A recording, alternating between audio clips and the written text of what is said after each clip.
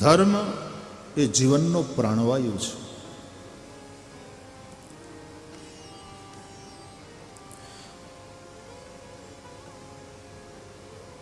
મનુષ્ય માટે ધર્મ અનિવાર્ય છે. જો ધર્મ મનુષ્યના જીવનમાં ન રહે તો ધર્મેણ હીના પશુભિ સમાના, એ મનુષ્ય પશુ સમાન થઈ જાય.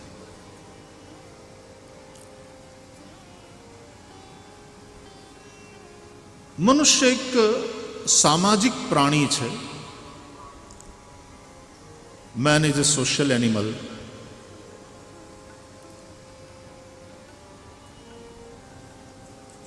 એકલો રહી શકતો નથી અને એકલો રહે તો ખીલી શકતો નથી. કોઈ એક બાળકને તમે જંગલમાં એકલું છોડી દો ને કદાચ એ જીવી જાય, એ મોટું થઈ જાય, તો કદાચ જંગલના પદાર્થોથી એનું ભરણ પોષણ થયું હશે, એટલે શારીરિક રીતે કદાચ એ ભલે પુષ્ટ થયો હોય, પણ એ વૈચારિક રીતે નહીં પુષ્ટ થયો હોય. એટલે જૂના જમાનામાં ટાર્ઝન ફિલ્મ કંઈક આવતી હતી. ક્યાંક એ મનુષ્ય અવિકસિત રહી જાય, એનું બૌદ્ધિક સ્તર ઊંચું ન જાય.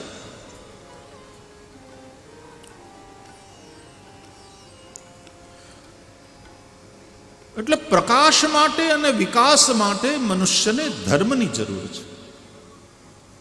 જો ધર્મ નહીં હોય, પશુ સમાન છે મનુષ્ય. ધર્મ મનુષ્ય કે લીએ. ધર્મ શબ્દના તો બહુ વિસ્તૃત અર્થો વિદ્વાનોએ કર્યા છે, પણ એને એક રિલિજિયનના રૂપમાં તમે લો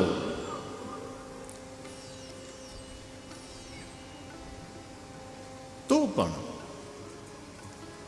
એ ધર્મ વિના માનવનું જીવન સુખી ન થાય. આપણે ચર્ચા કરી હતી કે ધર્મ એટલે એવા ગુણો, એવા મૂલ્યો, વેલ્યુઝ જે જીવનમાં ધારણ કરતા મનુષ્યનું વૈયક્તિક અને એનું સામૂહિક એટલે સામાજિક જીવન સુખી થાય. પરસ્પર સદભાવ અને સમાજમાં શાંતિ, અને સદભાવ અને શાંતિના જીવનમાં એનો વિકાસ થાય. એનો બૌદ્ધિક વિકાસ, એનો આર્થિક વિકાસ, એનો શૈક્ષણિક વિકાસ, એનો સાંસ્કૃતિક વિકાસ.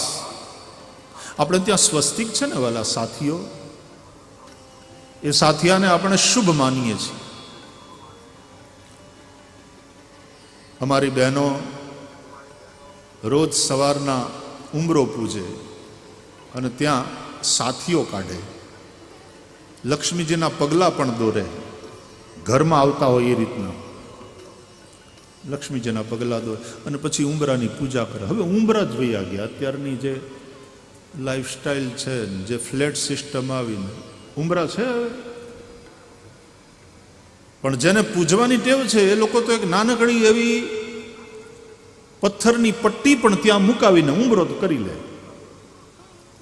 ઉંબરાનું પૂજન.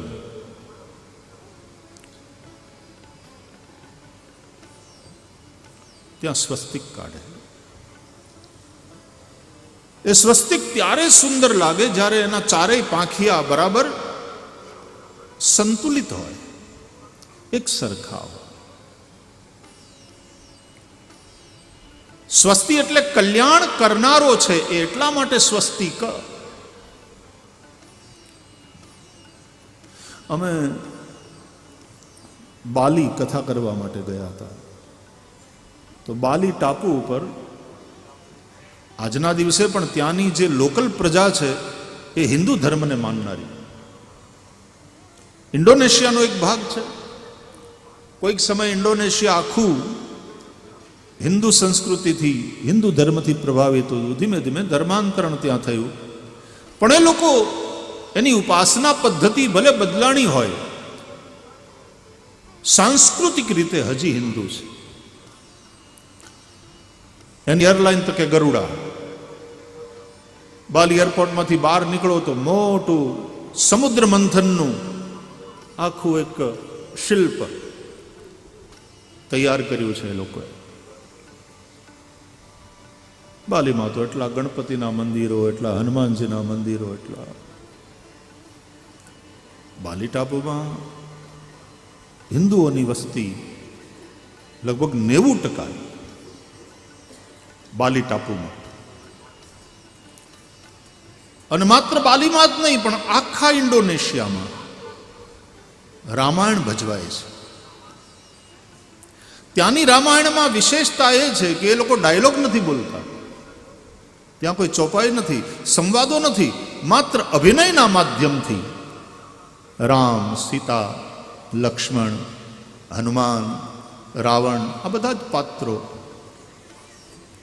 કથામાં પણ ત્યાં આવીને એમણે ત્યાં રામાયણની પ્રસ્તુતિ કરેલી ત્યાંના લોકલ કલાકારોએ. તો એ લોકો જ્યારે સામસામા મળે ને ત્યારે આપણે રામ રામ કહીએ, જય શ્રી કૃષ્ણ કહીએ, નમસ્તે એવું કહીએ. એ લોકો સામસામે મળે એટલે કે ઓમ સ્વસ્તિ, ઓમ સ્વસ્તિ આવું બોલે. જેમ આફ્રિકામાં જાઓ, ઈસ્ટ આફ્રિકામાં હામ મળે એટલે જાંબો. બાલીમાં ઓમ સ્વસ્તિ. હિન્દુ સંસ્કૃતિ ટકી રહી છે.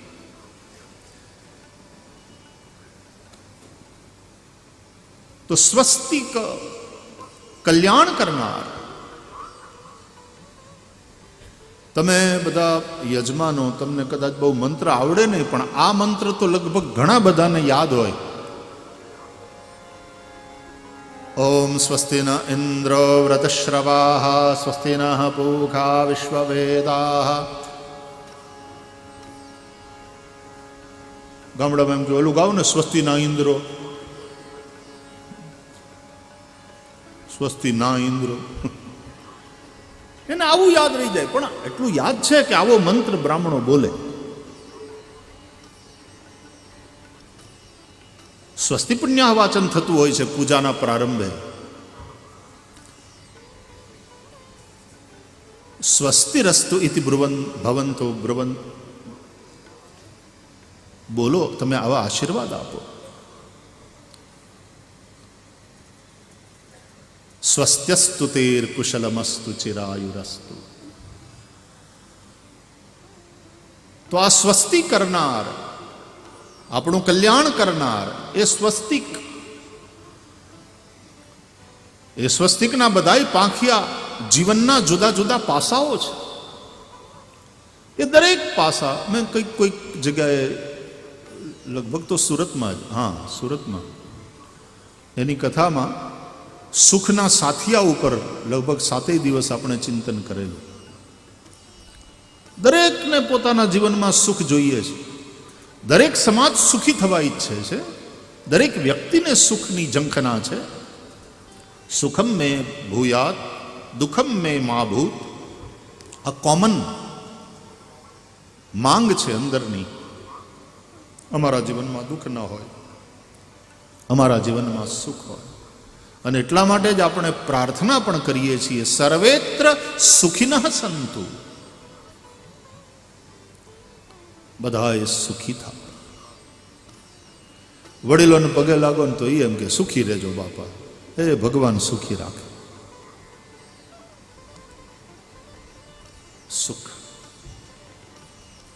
આ સુખનો સાથીઓ, જીવનના બધા જ પાસાઓનો સંતુલિત વિકાસ થાય ત્યારે સુખનો સાથીઓ સર્જાતો હોય છે.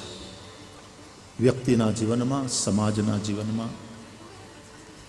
તમે સૌ ઇન્ટરનેશનલ મેયર સુપ્રીમ કાઉન્સિલ એ સમાજના ઉત્કર્ષમાં સતત લાગેલી છે સંસ્થા. વિરમભાઈ ડૉક્ટર સાહેબ આપણા રાજર્ષિ, અને હવે વિદેશથી અહીંયા આવીને સૌથી વધારે સમય આપીને સમાજના ઉત્કર્ષના કામ કરનારા એક દ્રષ્ટિવાળા, એક સ્વસ્થ વિચારધારા અને કેવળ ને કેવળ સમાજના ઉત્કર્ષની ભાવનાને હૃદયમાં રાખી અને 6 મહિના જેવો સમય અહીંયા કાઢી અને સતત કામ કરનારા વિમલજીભાઈ જેવા પ્રમુખ સમાજને સાંપડ્યા છે. એ રોજ અહીંયાથી જે પ્રશ્નો હોય જેની ચર્ચા કરવાની, અને આ તો ધાર્મિક મંચ છે એટલે અહીંયાથી ધર્મની મર્યાદા સાથે જે પ્રશ્નોની ચર્ચા કરવાની હોય એની ચર્ચા એ કરતા રહ્યા. એક ધાર્મિક મંચ હોય છે, એક સામાજિક મંચ હોય, એક રાજનીતિક મંચ હોય છે. સામાજિક મંચ ઉપરથી પણ રાજનીતિક ચર્ચાઓ ન થાય, ધાર્મિક મંચ ઉપરથી પણ રાજનીતિને લગતી અથવા તો સમાજને લગતી જેટલી કલ્યાણની વાતો હોય, કારણ કે કથા, આ ગ્રંથો બધું જ માર્ગદર્શન પૂરું પાડે છે. કોઈને એમ થાય ભાગવત કેવળ મોક્ષની જ વાત કરે છે, એવું નથી વાલા. મોક્ષ તો આઉટકમ છે. ધર્મ, અર્થ અને કામ, આ જે ત્રિવર્ગ છે એને સરખી રીતે તમે સિદ્ધ કરો આ ત્રણેય પુરુષાર્થને.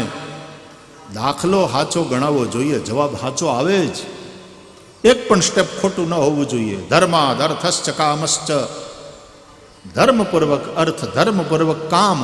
ધર્મપૂર્વક અર્થ મેળવ્યો હશે, સંપત્તિ તમે કમાયા હશો તો એ સંપત્તિ સુખી તો કરશે, પણ એક સમય એવો આવશે કે તમને અનાસક્ત ભાવ જાગૃત થશે. અધર્મનો પૈસો હોય ને એના પ્રત્યે આસક્તિ એવી રહેશે કે મરતા ટાણે પણ ભગવાન યાદ નહીં આવે. રામ રામ રામ નહીં, રૂપિયો રૂપિયો રૂપિયો જ મનમાં રહેશે. ધર્મપૂર્વક જે કામ તમે સંપાદન કર્યો હશે, એક સમય એવો આવશે કે એ વિષયોથી વૈરાગ્ય થશે. અને જો એ થશે તો અર્થ તમને સુખ, કામ તમને આનંદ આપી અને અંતે મોક્ષ. મોક્ષ એટલે મુક્તિની ઈચ્છા, એટલે મોક્ષ. મોક્તુમ ઈચ્છા, છોડવાનું મન થાય, નહીં તો ન છૂટે, મરતા દમ સુધી ન છૂટે. એ ઝાડવાય તે એના ફળ પાકી જાય એટલે છોડી દે છે. કોઈ તોડીને લઈ જાય વાત જુદી, કોઈ ફળ તોડે નહીં તો ઝાડવા છોડે. કોઈક છીનવી જાય એના બદલે આપણાથી છૂટે,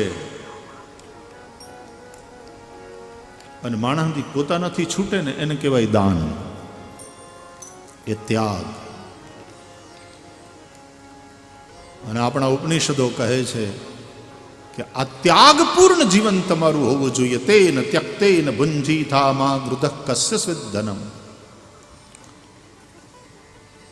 છૂટે જ, પાકી જાય, છૂટે. ઝાડવા ફળને પકડી નથી રાખતા અને પોતે નથી ખાતા, એટલા માટે ઝાડવાને સાધુ સંત કહ્યા છે, એ બીજાને આપી દે છે. આ ઝાડવા ફળ નથી એના ખાતા રે, ઉપકારી એનો આત્મા હોજી. નદીયું પાણી નથી પોતાના પીતી રે, ઉપકારી એનો આત્મા રે. દિવસ અને રાત થાક્યા વગર નદી સતત વહેતી રહે છે. માણસોએ અત્યારે એને રોકી રાખી, બાંધી રાખી, બાકી નદીઓ તો વહેતી. ગંગા અવિરલ વહે છે. કોના માટે? પોતે પોતાનું પાણી પીતી નથી. तुम्हारे खेतों को सींचने के लिए, तुम्हारी फसलें पके, अन्न पैदा हो, तुम्हारा जीवन चले, तुम्हारा पोषण हो, तुम्हारी प्यास बुझे, इसलिए गंगा निरंतर बहती रहती है. परोपकार रत्नो रूपाळाना मोंघा मूल वाळा रे, रत्न રત્નો રૂપાળા